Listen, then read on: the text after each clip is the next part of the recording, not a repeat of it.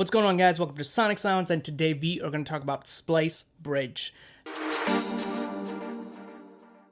Now, Splice Bridge is a program that Splice introduced as part of their Sounds Plus subscription plan. Now, this is different than your basic plan where you pay $80 a month and you get 100 credits, which is what I have. If you pay $100 a year, you get access to this feature.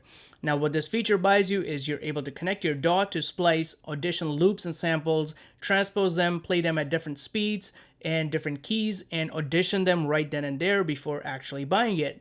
Now, this is a great feature because sometimes when you buy something, you don't like the way it sounds and you are stuck with that sample pretty much. So this is a very good feature that they introduced. You pay $20 a year extra for it. I don't know if it's worth it or not because there's also another program called Loop Cloud, which we talked about a couple of videos ago, that lets you actually sequence things right into the program and you can audition alongside that into your DAW. So let's go and check out what Splice Bridge is all about. If you're interested into the Loop Cloud program that I talked about, I'm going to leave a card right here. Go check that out after this video. All right, so we are in Logic Pro, and the first thing we're going to do is load up Splice Bridge. So let's go do that.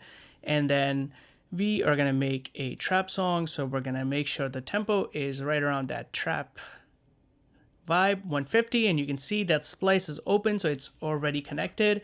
I'm going to open up my Splice and let's go and find our first melody sample.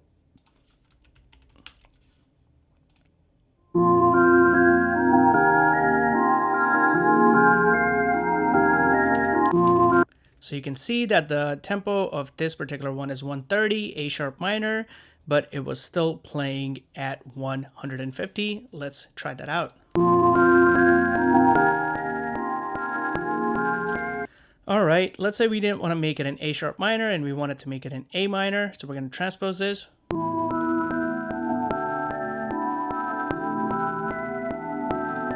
Great. Now I happen to own this sample, so I don't think I can just copy modified sample. Yep, you can copy the modified sample, bring it right in.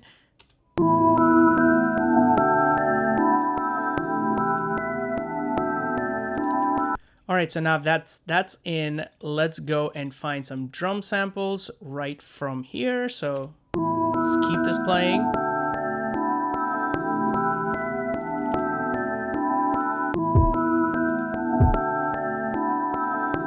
All right. Let's keep searching.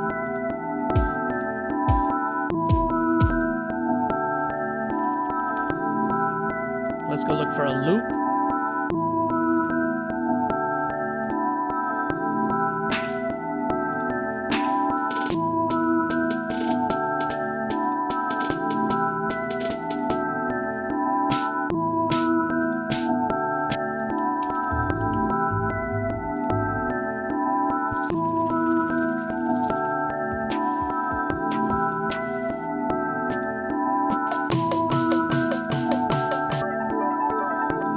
All right, so clearly we are not having any luck with snare loops, so we're just gonna find a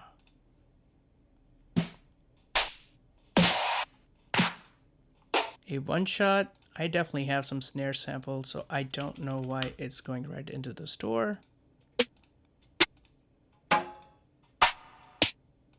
There you go, like this. Gonna go bring that into Drum Designer, and let's go and program this drum in kick and snare. So we're just going to do a pattern right here.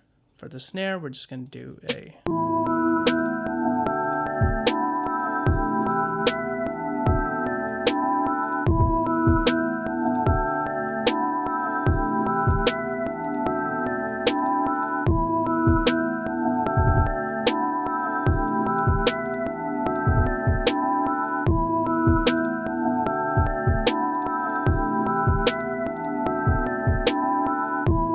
All right, we have that, and the next thing we're going to do is actually find a hi-hat loop.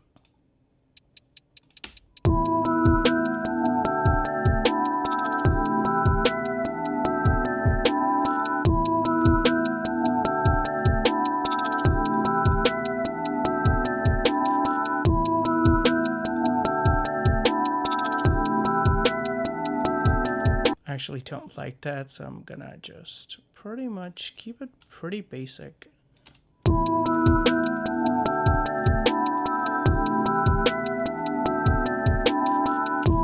All right, so this is in A minor. So let's search for like a vocal. I mean, this is going to be a trial and error process. So there's one, I don't know if we're going to find anything at 150, but let's just do this. We're going to narrow this down from basically 60 to 80. Now you can also play the sample at a half or double speed, right? So let's update this and see what we find.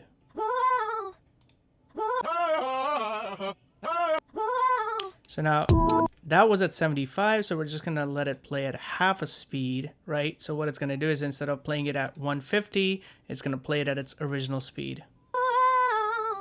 Let's see how that sounds in our track.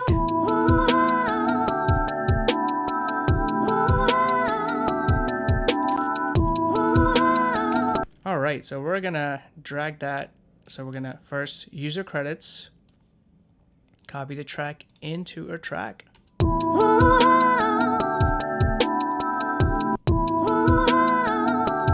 So let's go and rearrange this beat a little bit. All right, and then it goes into. All right, one thing we're missing is clearly an 808. So let's go and search for an 808. All right, let's bring this one that's here in G sharp. We're gonna optimize it. Logic knows it's at F sharp, but this is telling me that's in G sharp major. So we're just going to change it to G sharp. And another way to check is you just put a tuner right here into your 808 track, and then you play a note. Let's say if you hit a C, it should be playing a C. All right, so this should even be, Logic is way off at this. All right, so now it's playing at C. So what I like doing actually is just taking my kick and converting it to a MIDI region on my 808 track, bring it to A, extend it, and just find the register. All right, and then like shift and slash, and now you have a nice 808 that goes in tandem with your kick.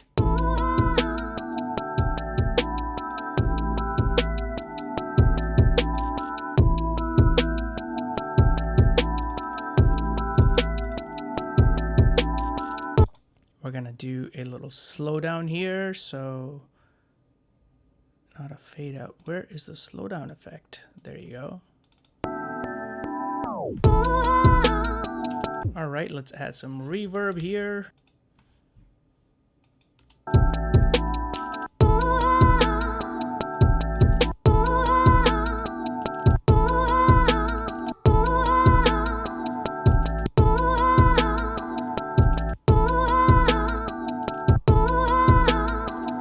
So that was Splice Bridge. It's pretty simple. You can audition your samples right into your DAW, drag them in. It would be really nice if they had a sequencer so you don't have to go back and forth between your DAW, auditioning things, and you can pretty much create 4 8-bar ideas right into the Splice application.